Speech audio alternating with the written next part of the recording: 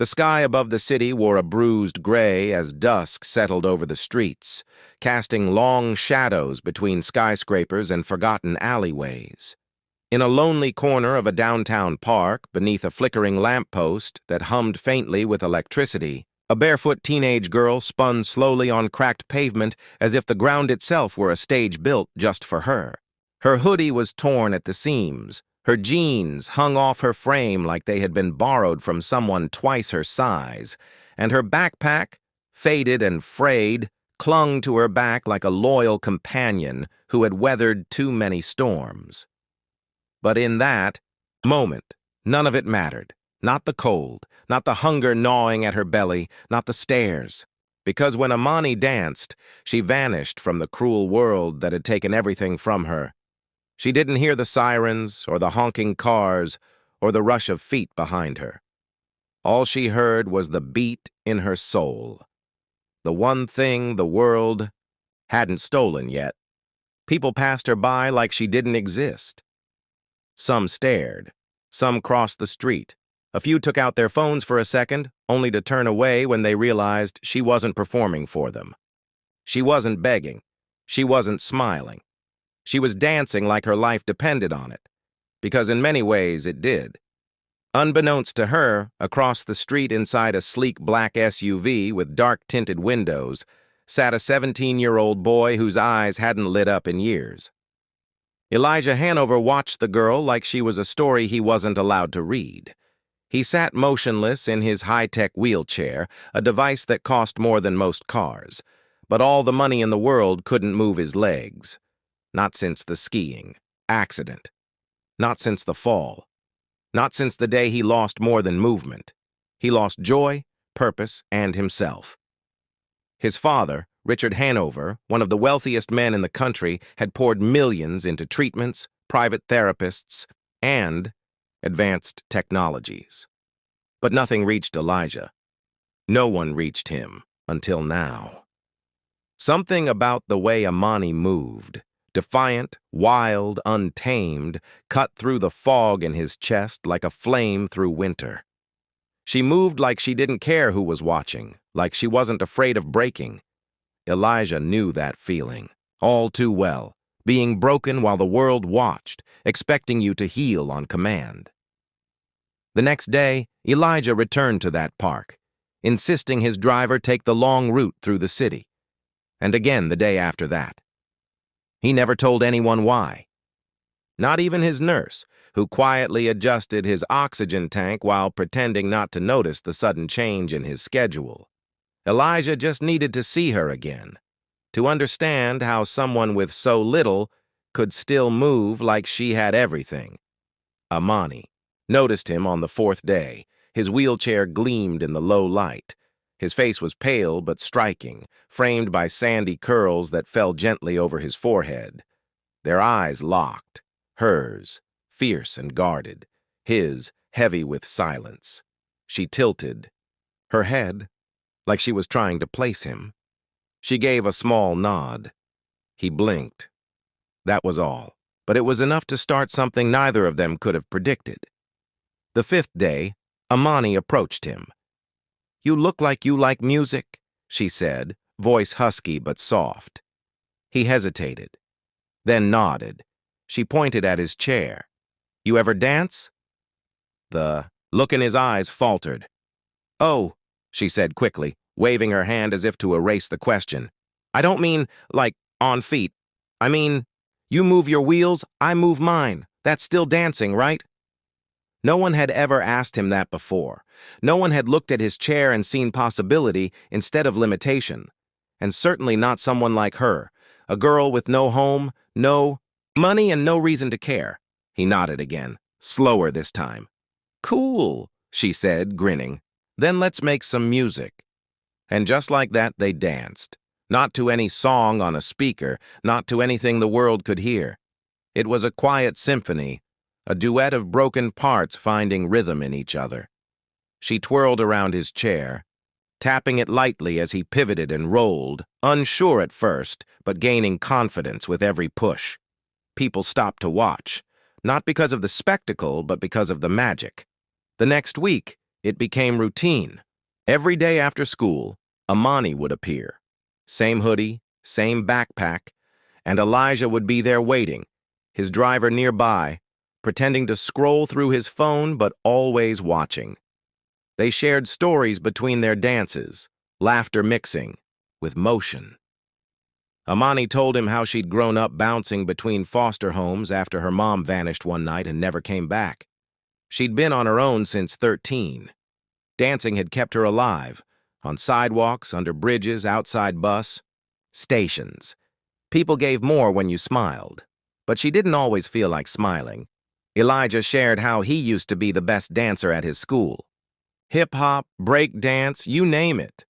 He even wanted to audition for a national TV talent show before the accident. But that version of him felt like someone else now.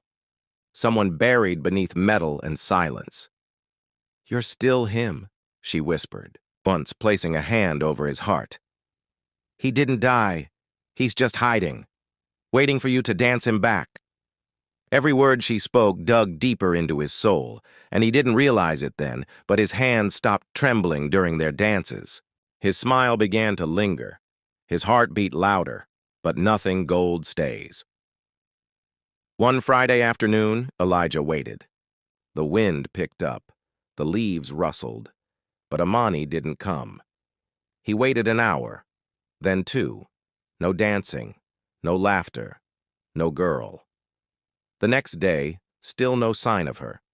By the 3rd day, Elijah felt something he hadn't felt in years: panic. Not for himself, but for someone else.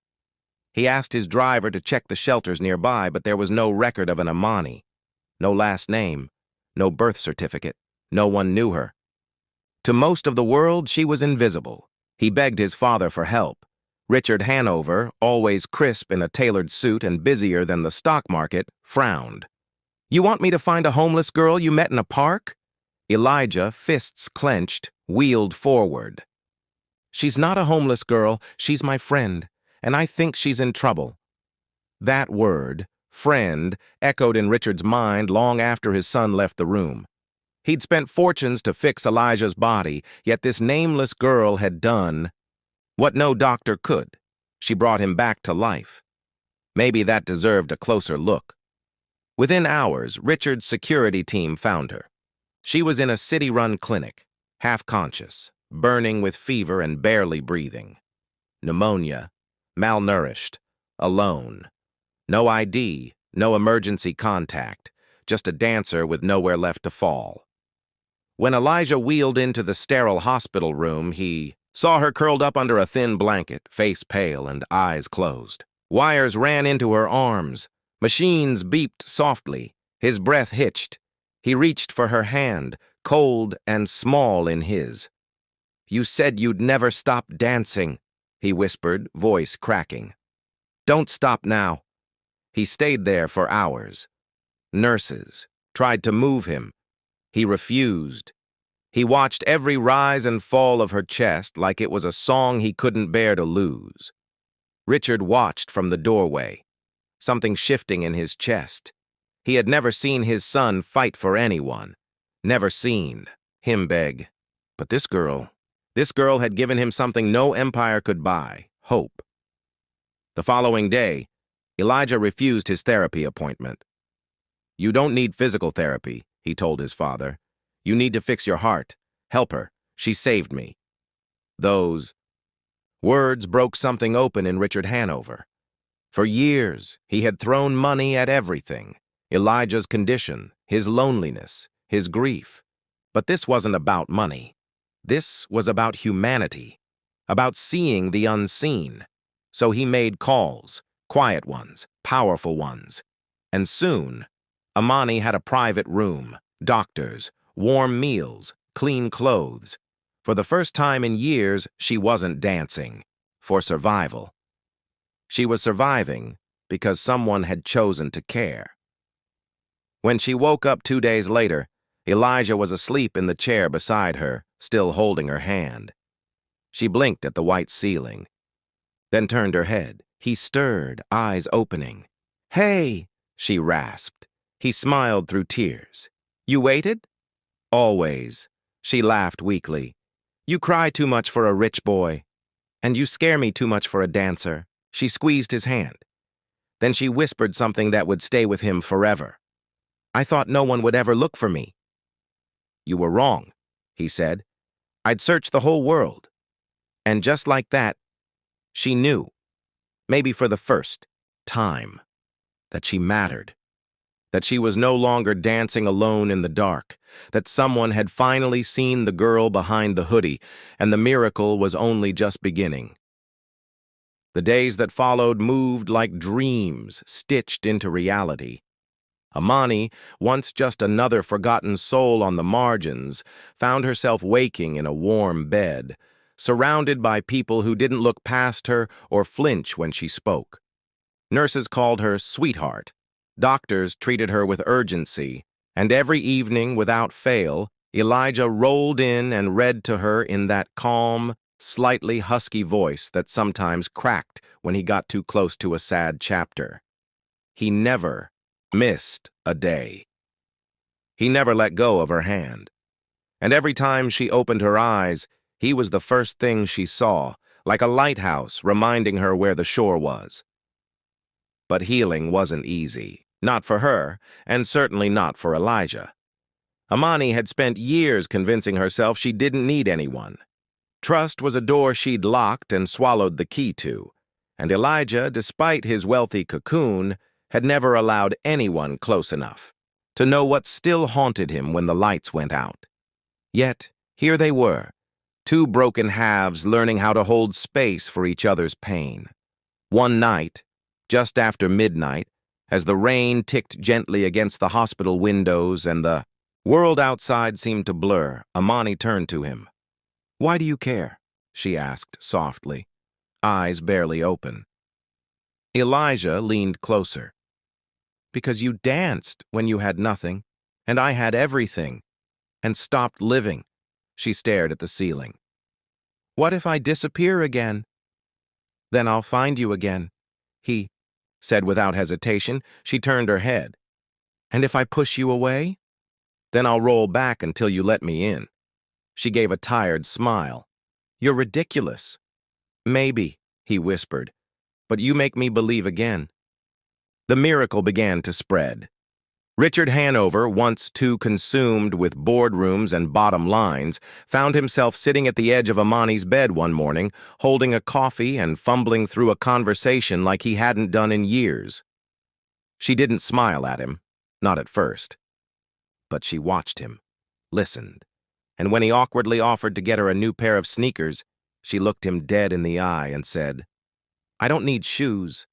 I need a future. That hit him harder than any financial loss he'd ever suffered.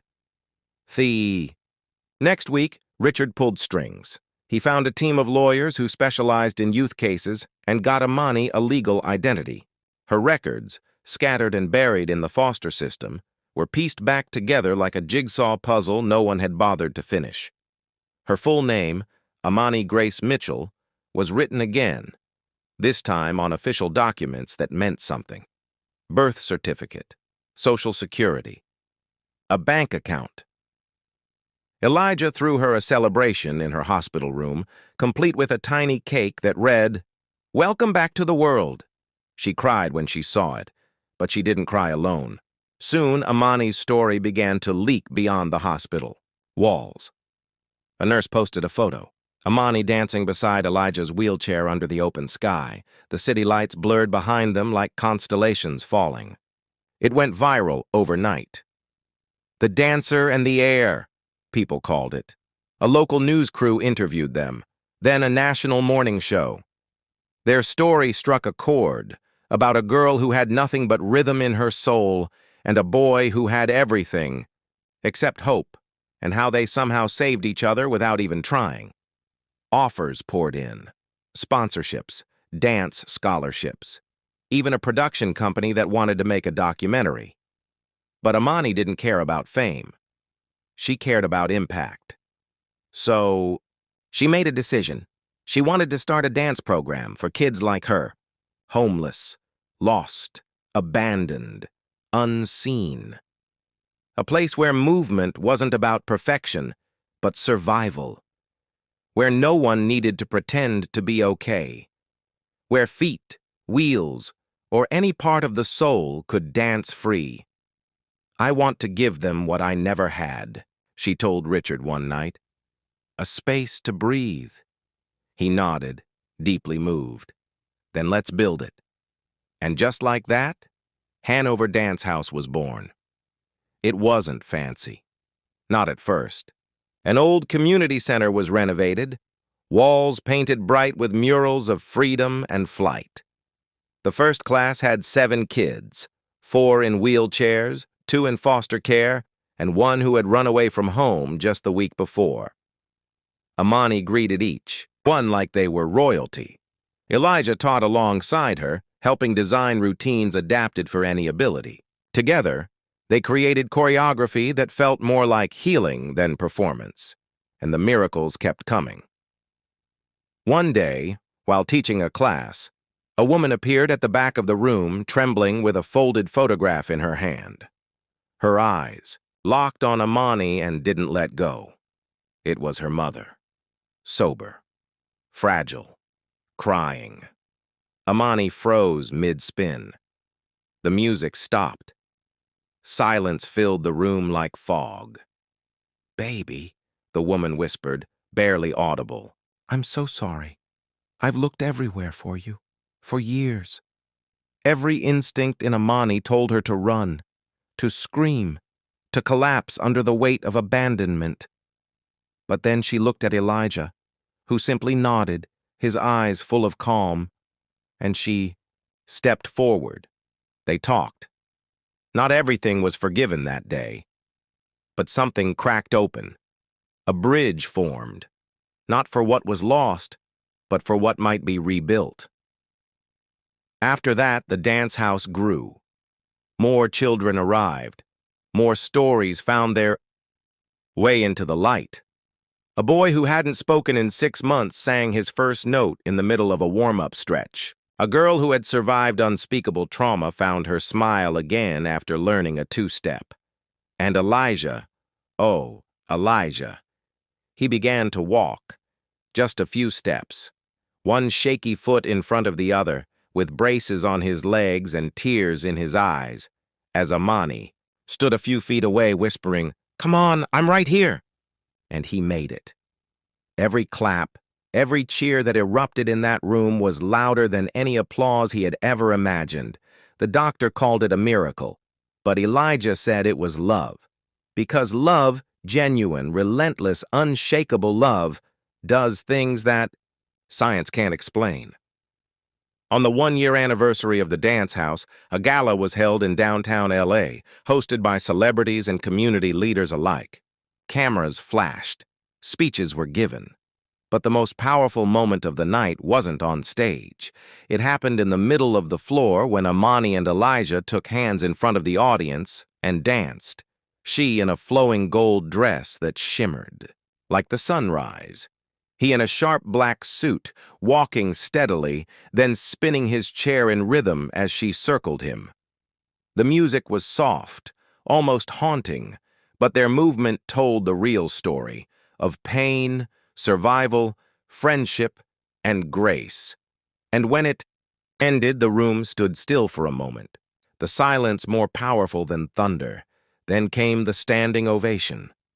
That night, after the applause faded and the hall emptied, Amani sat beside Elijah on a balcony overlooking the city.